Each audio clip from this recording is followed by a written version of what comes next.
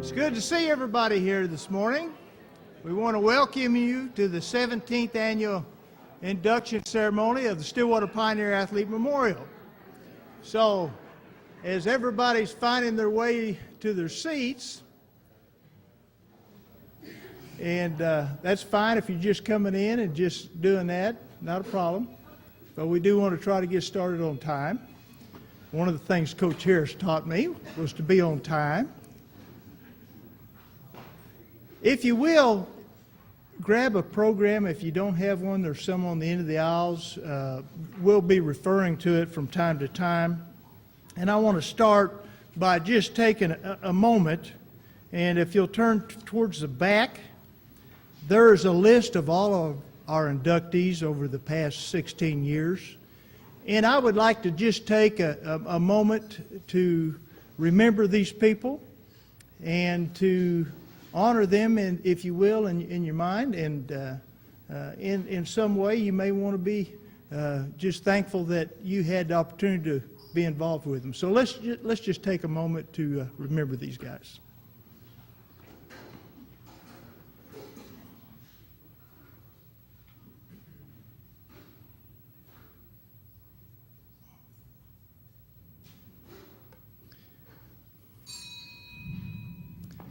Thank you. Now, if you'll allow me, I will open this with a word of prayer. Our most gracious Heavenly Father, we thank you for your involvement in all that we do. We recognize the fact that you are involved in all things. We know you're involved in the participation that we have in athletics. And we know that through this, you bettered a lot of our lives. We thank you for that.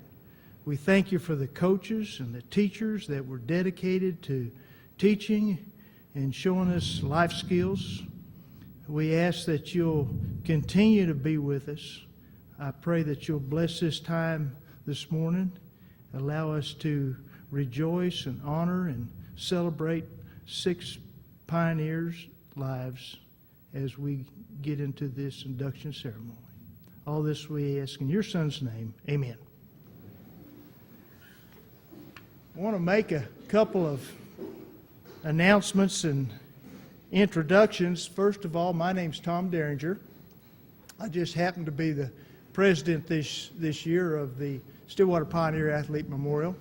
There is 15 people on our board, and I would like if they would stand up and let everybody see who they are. There's a list of them in the back of the program. A lot of them you'll know. Some of them will be your classmates. But without the participation of these board members, this ceremony wouldn't be possible. So we thank them, and we're glad that they're participating. Also, we have a couple people I'd like to introduce. I saw Coach C.D. Mahura. Where are you at, Coach? He's right back here. He's one of our former inductees and a former coach here at the high school. I think most of you know him. Thank you for coming, Coach. At the very, very back, we have our new head football coach, Tucker Bernard.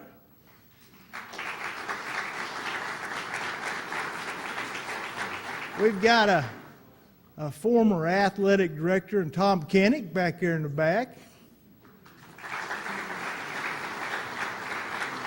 We welcome these individuals. It's a great opportunity to spend some time and reminisce about how great you were, you know.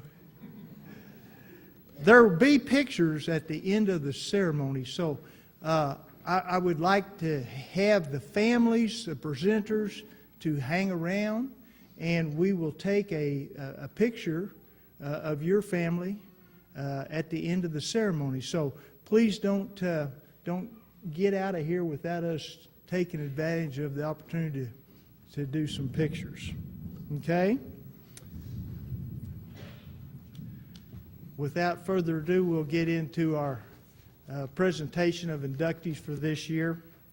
The first one that we're going to present is Ed Glover, and Natalie Glover-Nurk is going to do the presentation, and I believe that's your granddad, right? Okay, so come on up and do the presentation.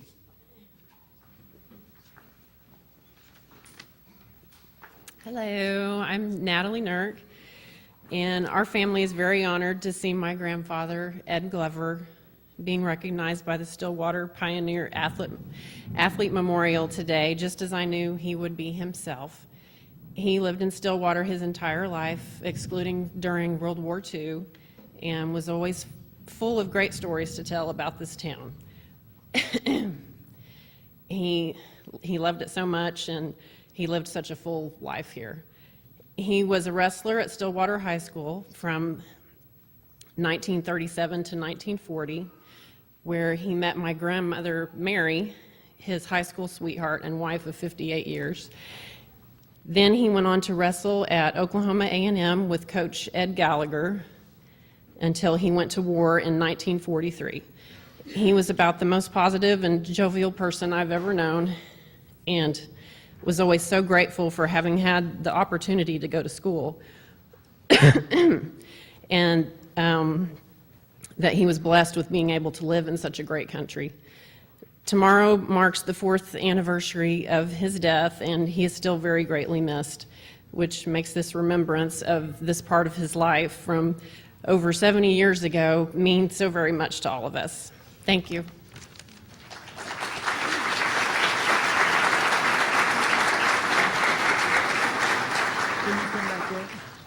If the family of Ed Glover would come up, we'd like to make a presentation to them. So anybody that's here from Ed Glover's family, please come on up. And I'm going to ask you to introduce them. Okay. This is my daughter, Savannah. This is my sister, Lara, friend, and her husband, Stephen, friend, and their daughter, Gloria. Baby Julia's over here sleeping. Yeah. Well, on behalf of the Stillwater Pioneer Athlete Memorial, we'd like to present you guys with this plaque in honor of your granddad. Thank you very much. Thank you.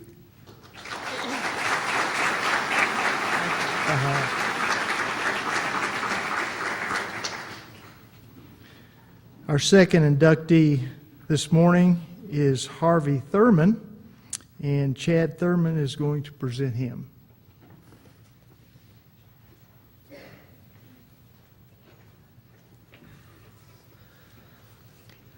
Good morning.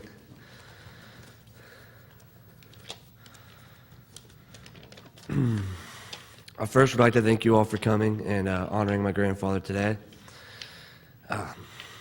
Every young boy starts off with numerous role models.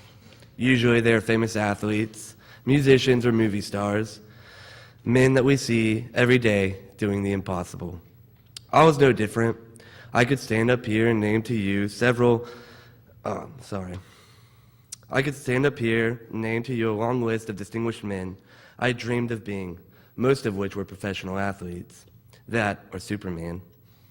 However, as a boy grows and matures to find out he can't fly, lift buses, or shoot lasers out of his eyes, his interests begin to change.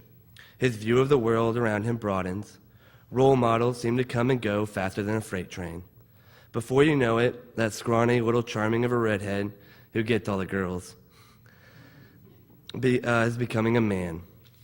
At this point, the long distinguished list is nothing more than a memory on the corkboard, because at this point he realizes who the real role models in life are. He realizes that a real superhero keeps his glasses and checkbook in his shirt pocket, trades cars faster than he drives them, wakes up at 4 to watch the sunrise, and keeps his lawn cut as clean as his hair. See, my list was once long, but very few made the final cut. Of course, however, one man, Harvey Thurman, has been, and always will be at the very top. Now, if you'd please, close your eyes for a moment and imagine with me. A giant, a colossus, a man larger than the tallest building of the tallest city, biceps larger than you yourself, hands that can literally grip the moon and bring it towards you, yet a voice as gentle as the morning dew, and care as simple as Sunday morning, a love as great as life. Now imagine that superhero is standing in front of you, ready and willing to teach a lucky boy how to become a man. That is how I remember my grandpa. Harvey Ellis Thurman was more than an athlete, more than a soldier, more than a husband, a father, and a grandfather. Harvey Ellis Thurman was and always will be my greatest role model, my hero. Thank you.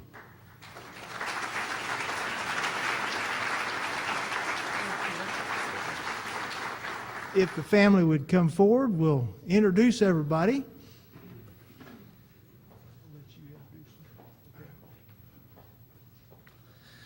This is my father, Jay Thurman, Harvey Thurman's son, my stepbrother, Cameron DeBerry, and my sister, Courtney. Thank you. I'd like to make that presentation for you.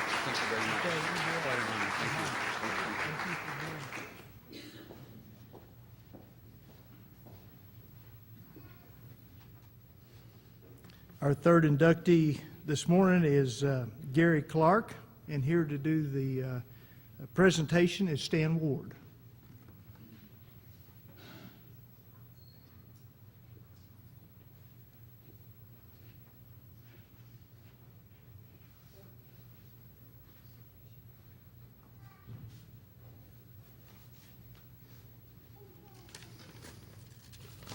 I was warned to keep it short and not to ad-lib. But I will tell you that it's a tremendous honor this morning to introduce Gary Douglas Clark to this Stillwater High Athletic Memorial Hall of Fame. Just as an interesting side note, this happens to be the class of 1957's high school reunion weekend. We're all about 73 years of age now, and we're all in the fourth quarter of life praying for triple overtime. So we're here this morning to tell you about a guy that really knew how to play that game of life. Unlike most of our classmates, we didn't meet Gary until the 9th grade.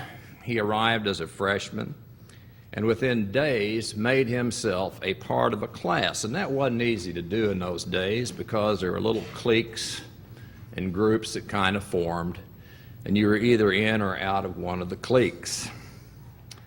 And although he was an integral and blended part of the whole student body, he was able to set himself apart. Not because he was afflicted by polio meningitis and was paraplegic and walked with canes. No, Gary distinguished himself by never indulging in any form of self-pity. Polio had dealt Gary a big bag of lemons at age 10, but Gary was one of those people that set himself about the task of making a giant picture of lemonade. His attitude, good cheer, and friendliness were infectious and inspired many others that he came in contact with. He was affectionately known as Sticks. Now, just think about that one for a minute, Sticks. Calling somebody Sticks today would be politically incorrect, and if you did it down here at Stillwater High School, it'd probably get you sued. In the 1950s, it was a term of endearment and peer acceptance. Gary proudly accepted that name tag. Although Gary could not play football, basketball, or baseball, Gary couldn't wrestle, couldn't run track, but he could manage. And manage he did. He enthusiastically embraced the team's managerial role with great aplomb, enthusiasm, and willingness to be a teammate. The 1955 to 1957 Pioneer football team's coach, if you're still out there, had a real stern taskmaster. Coach Nate Watson demanded strict discipline, physical sacrifice, and no nonsense. Gary asked for no quarter and certainly received none from Coach Watson. He taped angles, he issued equipment, and was Coach Watson's boy Friday. He attended every practice, every game, and was a great sideline motivator and inspiration. He was in the game mentally, spiritually, and emotionally. During the decade of the birth of rock and roll and more popularized country and western music, Gary found time to organize and lead a band. His band was comprised of fellow students who also realized and benefited from his leadership. The entire Stillwater High School student body was frequently entertained by Gary and his band. When Gary wasn't team managing, band leading, playing, and singing, Sticks was reporting for the Stillwater Daily News Press and KSBI. His great voice and winning personality made him a radio natural. He later parlayed that talent into a career that led him to broadcasting and newscasting in the state of California. The student body in the 50s at Stillwater High School was the true beneficiary of Gary's remarkable courage.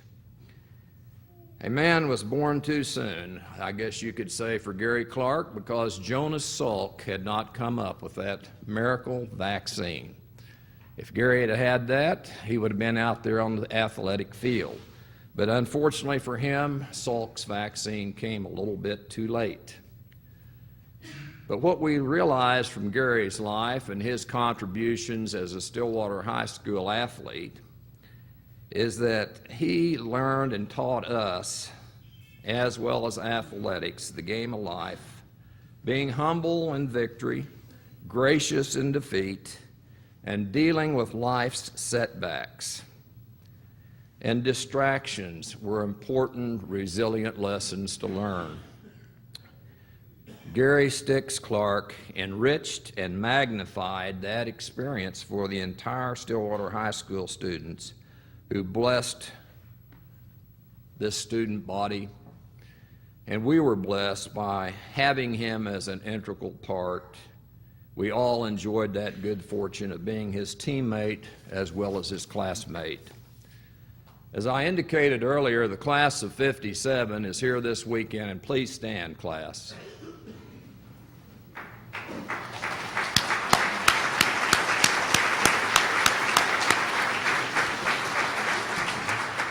One of the people who stood is John Talley. His dad was the principal of Stillwater High School in the 50s.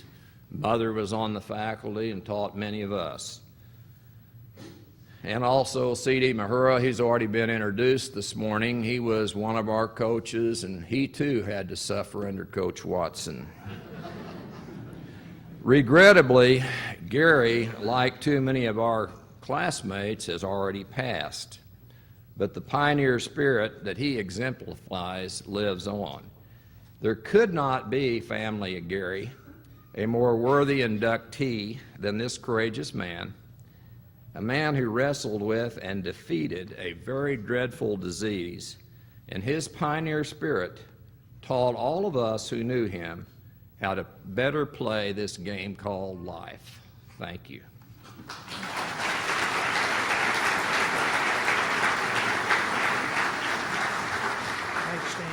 Thank you, Tom. Would Gary's family please come forward?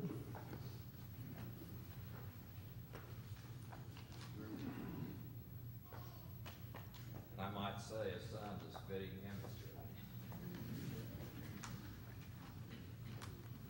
On behalf of Stillwater Primary, Memorial, we'd like to present this. Thank you very much. Thank you.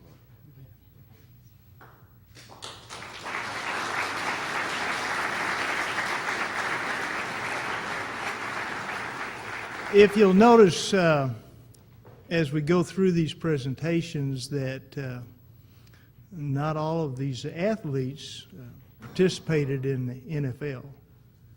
And one of the things that we try to do as a group is to emphasize the importance that we feel like athletics had on these kids as they were growing up. And then in turn, through the lessons they learned, they did a better job at being dads and moms and brothers and sisters and giving back to their community and that type of thing. So that's one of the purposes behind having this institution, if you will, is to honor athletics as well as these individuals that participated in it. And we feel like probably became better citizens because of it. Okay? All right. Our next inductee is going to be James Miller. To present James is a classmate of mine and his, John Nelson. So John, come on up and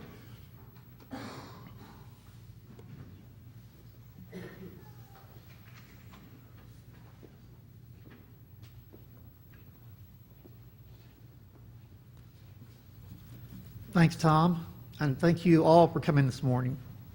It's a real honor to be here because in my mind, Jim Miller was someone special, and he has been missed. So we're kind of getting past that stage where we're going to remorse, but I don't think he'll ever go away because he is the kind of person that everybody just liked. He was friendly, outgoing, boisterous, was a great let's get in trouble leader. We played in junior high, and I was with Jim at the basketball coaches meeting and wondered why they called us in there. And I looked down at my dirty, grass-stained, slip-on shoes that I wore in practice every day when he informed me that Jim and our shoes were not up to par. So get some new shoes, guys. Well, you couldn't do that now, but you could do it then. And we didn't play any better, but we had better-looking shoes, so I'm proud of that. Both Jim and I moved forward, and we were sophomores in the high school level. And again, Jim was always happy, didn't complain about anything. In fact, we did a conditioning run at the start of the season, and it was more a gauge of how much in shape or out of shape you were. And Jim and I worked out a little bit during the summer, so we felt pretty good about our running ability.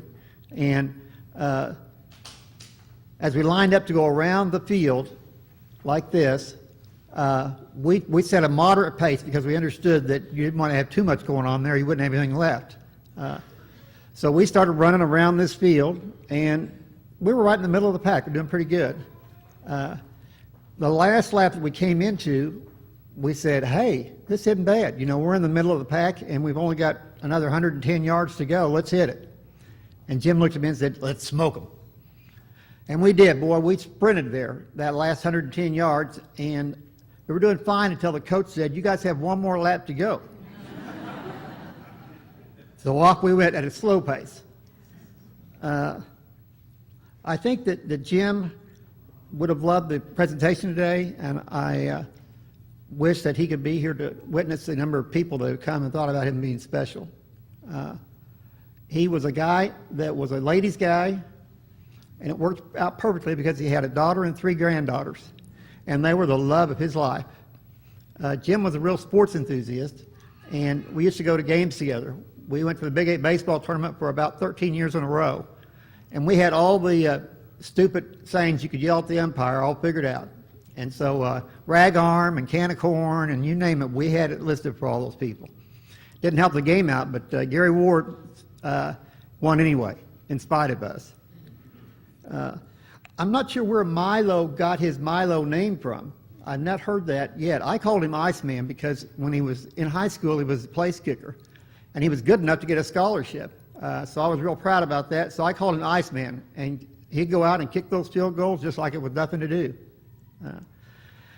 Like I said, he's got a daughter and 3 granddaughters, and I'm real happy that they're in his life. He was always very emphatic about telling me about every little story about those girls. He was so proud of them.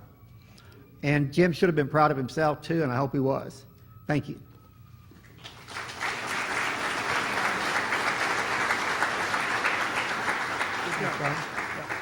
Would the Miller family please come forward so we can introduce you guys? And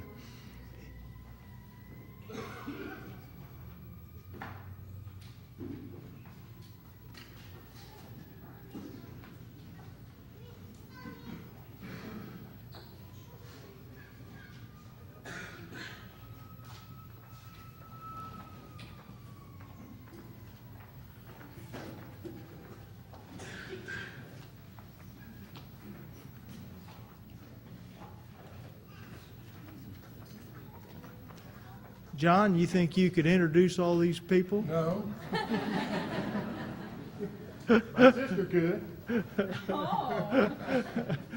Would you like to go ahead and introduce everybody? Yes, I would. Good morning. Thank you. This is such an honor for our family. I'd like to introduce his daughter, Alicia. This is her family, Zach, Shay, Quinn, and Adeline.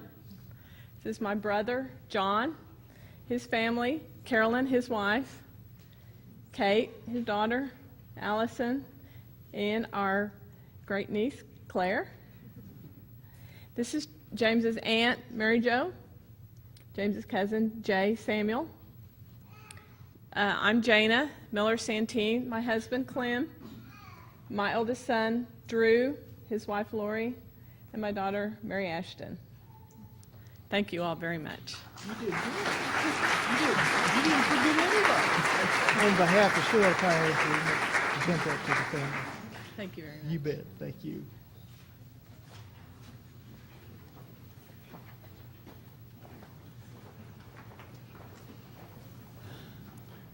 While James's family is sitting down, I might point out that one of the other things the Stillwater Pioneer Athlete Memorial does is give scholarship each spring. Most of the individuals that are inducted donate money to the Stillwater Pioneer Athlete Memorial. That money is then put in an endowment fund, and each spring we give a scholarship to a former athlete, a graduating senior from Stillwater High School, to help them go on to college. So do we have any of our scholarship recipients here today? Back in the back. This is Tristan Smith. She is the most recent scholarship recipient, and we're glad to have you here. You're going to Oklahoma State, right? So she's a freshman. But we've enjoyed doing this, and hopefully it's helping them as they move through school. Next presentation is for Dana Ham, and to present her is Dana Brown.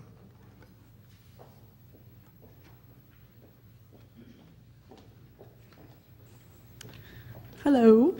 First, I'd like to say thank you for this honor for Dana and for Billy asking me to do this presentation. I feel very honored to do that. Our families have gone back very, very far, and so I grew up with Dana. I was in the class of '86, and she was class of '87, but we played ball together for a long time. But also, it's class of '87's 25th class reunion, so if you're in that class, why don't you stand? Or if you came because of Dana. Billy, why don't you look at that?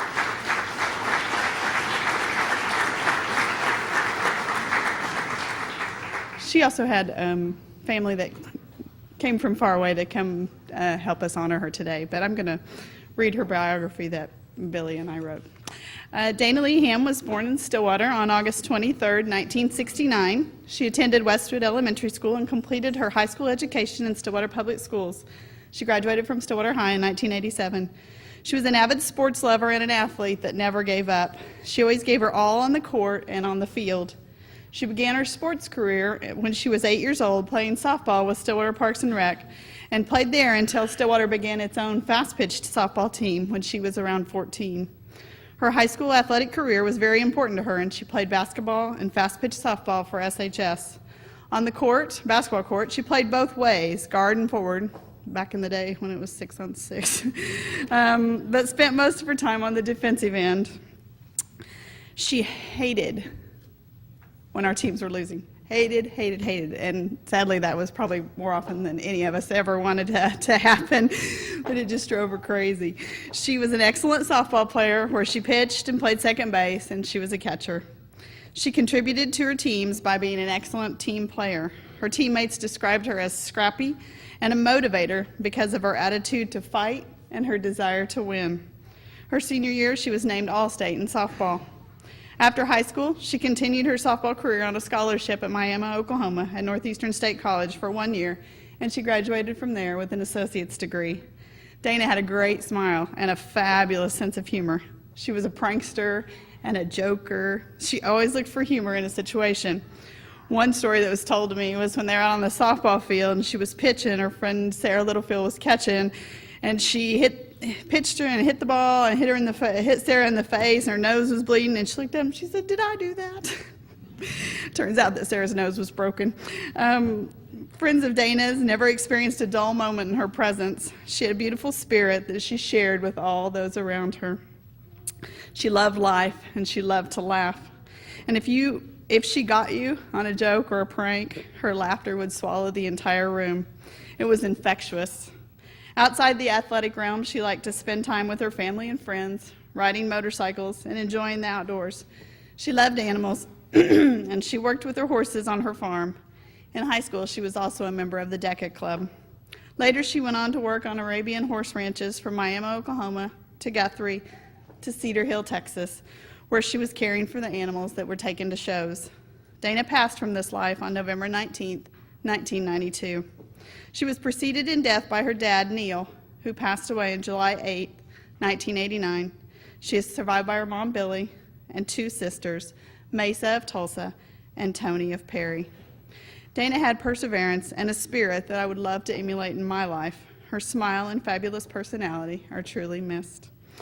A year after Dana's dad passed away, she sent a card to her mom that Billy had saved. So I'm going to share the words from that card because those are words that she picked, especially to comfort her mom.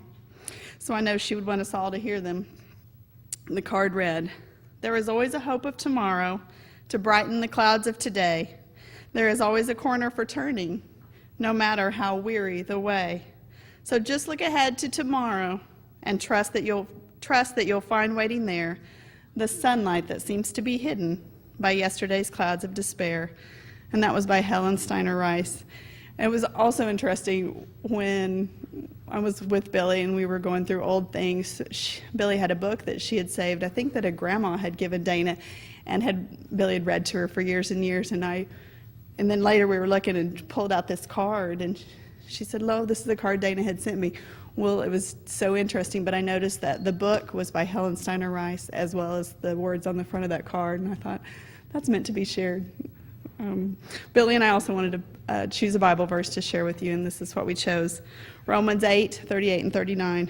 "For I am convinced that neither death nor life, neither angels nor demons, neither the present nor the future, nor any powers, neither height nor depth, nor anything else in all creation will be able to separate us from the love of God that is in Christ Jesus our Lord." Thank you.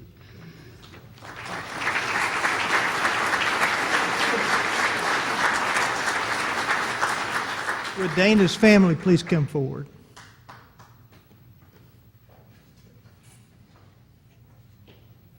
She's got some cousins here too. They're not coming. Want John and Brian to come?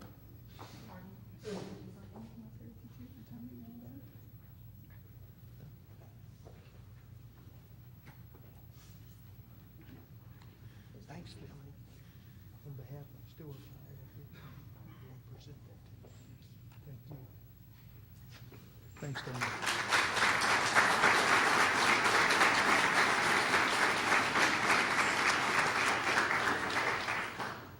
Our last inductee this evening, or this morning, I guess it's still morning, it looks dark out, is Corbin Edmondson, and here to make the presentation is Vicki Barton. Oh, there you are.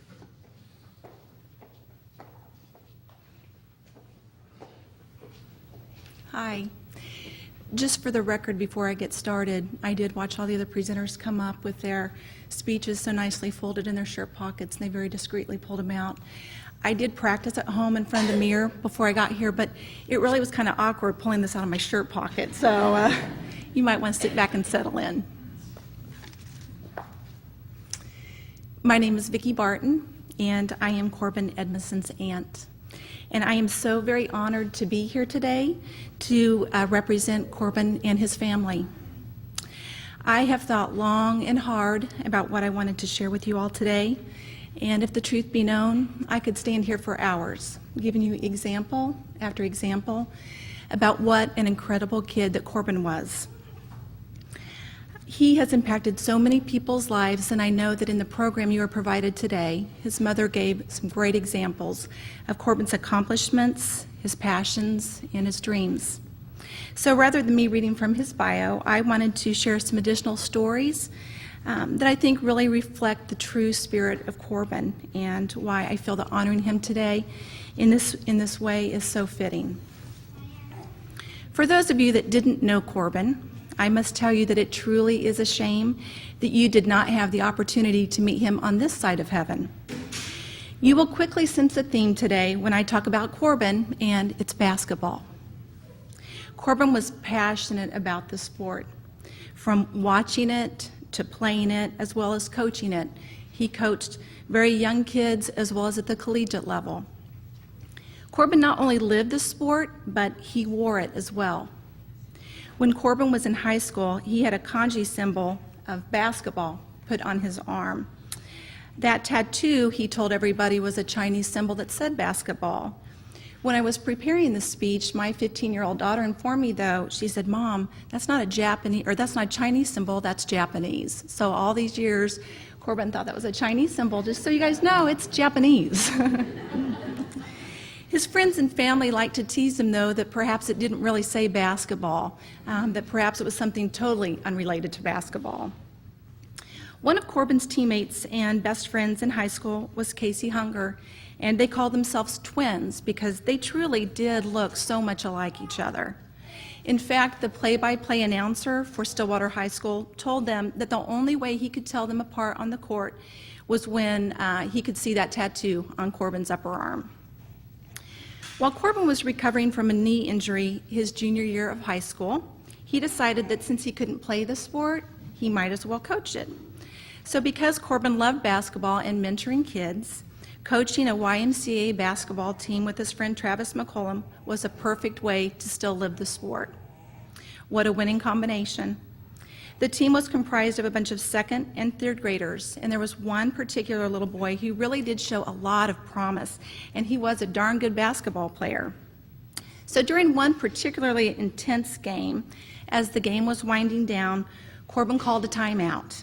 He spoke to the kids in the huddle, he gave them their directions and their team strategy, and then as the timeout ended and the kids broke the huddle and they were heading back to the court, Corbin called this young boy back over. And he pulled him aside and put his hand on the shoulder and he said, "Now you take over." Corbin recognized that young talent and he always had a will to win. You might find it interesting that this young talent is now a student here at Stillwater High School. It's Marlon McDonald.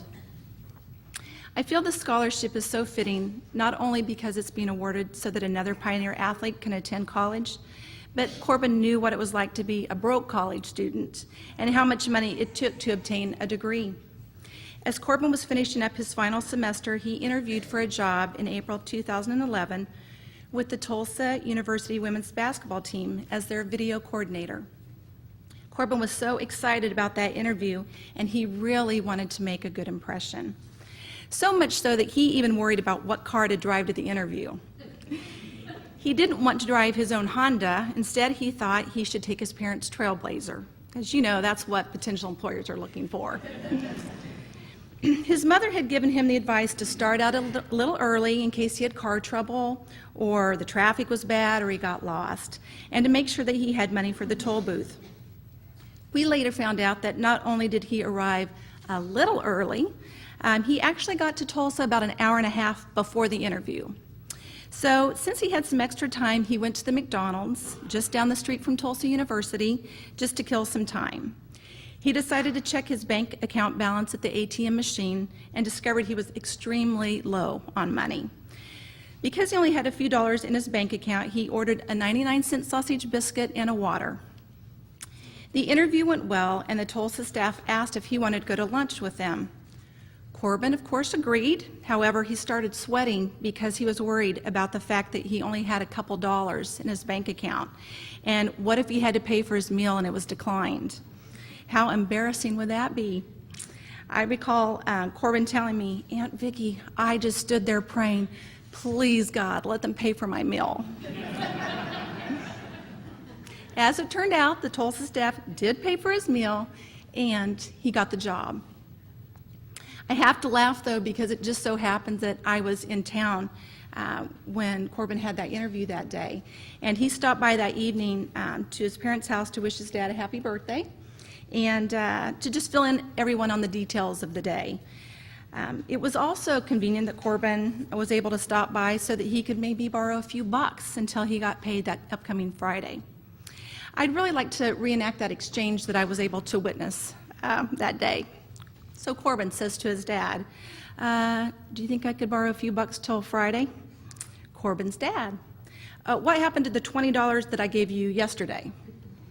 Corbin's reply, it's expensive to live. Do you really want to know where it went? I had to get ready for that interview. How much does a package of razors cost? To which his dad replied, about $8. Corbin's response, exactly. Then I bought some shaving cream. How much does shaving cream cost? His dad answered, $2 or $3. Corbin said, right.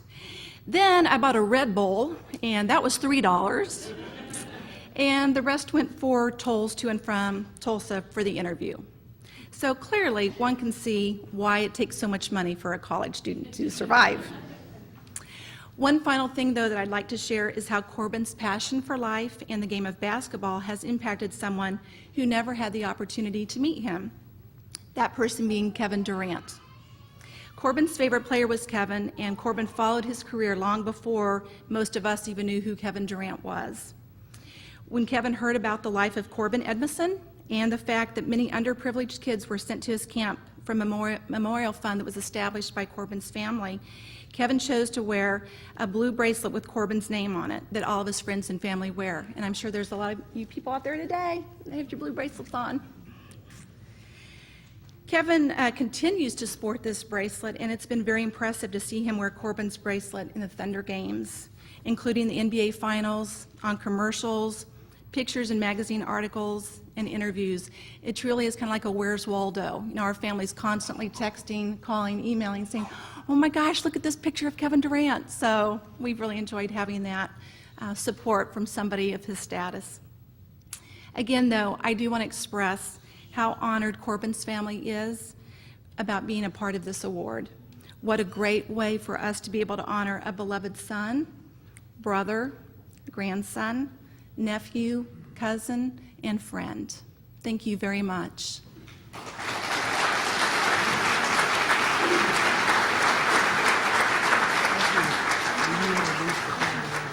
My sister did, Corbin's mother. Okay. Would Corbin's family please come forward?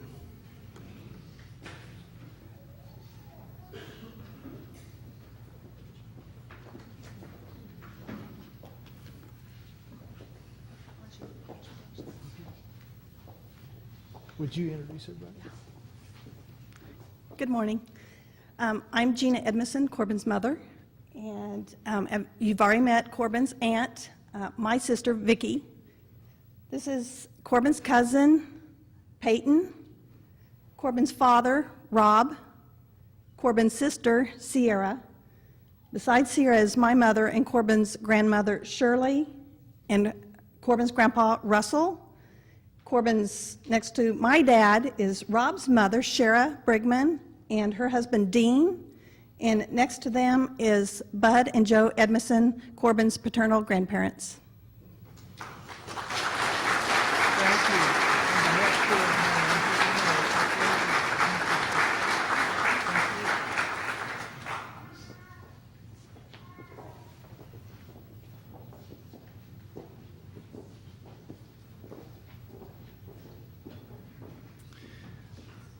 Before we close, I just want to thank y'all for coming and participating in this 17th annual induction ceremony. We enjoy having you here. We invite you to stay around. We've got some refreshments, visit, renew friendships, continue to lie, and just enjoy yourself. I'm going to have Max Talley come up, and he's going to close us. I think they have me for comic relief. I'm here to thank all the reunion classes. It's really cool. We'd like to say that our class, Tom and John and I's, was last week because of you guys, because we couldn't find any hotel rooms. Thank you very much. Some of the things, hearing the stories, James Miller was my classmate in Tom's and John's, and I feel like it's my duty to tell you a story about Milo, but I couldn't think of any that really fit, except for this one. When we were juniors, we were playing B team basketball. End of the year, nobody really cared, didn't matter, kind of.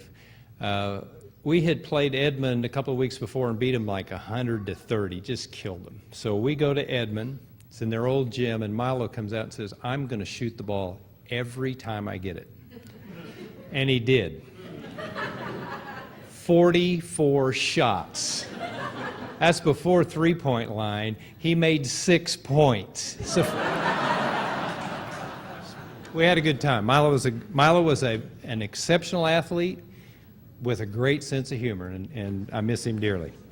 Couple of things to wind up, although Mr. Dearinger keeps taking all my things to talk about. We have a newsletter. Some of these are in the back. If you'd like to read about spam, it's on here. It's kind of funny. We like to do that. We encourage you to do that. We do. We're very excited this year. We have a website, and if you're techie and you understand all that stuff, we're at stillwaterpioneermemorial.com. And Amber and David Ritter are in the back if you want to talk to them about our website at the end. They're on the right side of the pole back here. We'd love to, if you're techie, all that stuff, go talk to them because it's great. We're going to update it. That's how we're going to kind of converse with everybody if you can. We would like to ask you if you have any persons that you might know that would be a good candidate for a nomination. We do our best. Sometimes we don't hear about worthy pioneers and pioneerettes. Again, I would like to remind the families, if you will, after this, come up here so Ken Helt can take a picture. It'll take that long, okay? One of our big things, the whole reason that we get here was to honor former pioneers' lives on the field and off the field. And part of that was included an endowment fund, and we've grown it over the years so that it is now, as Tristan can say, it's a 4-year, $2,000 a year scholarship. The first one we gave was a 4-year, $500 a year scholarship. And as many of you will find out, $2,000 a year going to college is not a lot of money. So with continued support from you all, we will grow the endowment and spend it wisely. We have a little envelope if you'd like to make a donation. I know that some of you are getting ready to give money to one or the other of the presidential candidates, probably, huh? Right? Or you have big tax bills at the end of the year. We are a tax-deductible organization, and we will take care of your money. Give it to us. Those presidents got enough money. Whoever they are, they're going to have enough. Give it to us. I do want to say also that we do have punch and cookies, as Tom said, and if you don't eat it, Mark Wagner is going to eat every bit of it and gain all the weight back that he lost. Please go back there, enjoy yourself, and come back and see us next year. Thank you very much.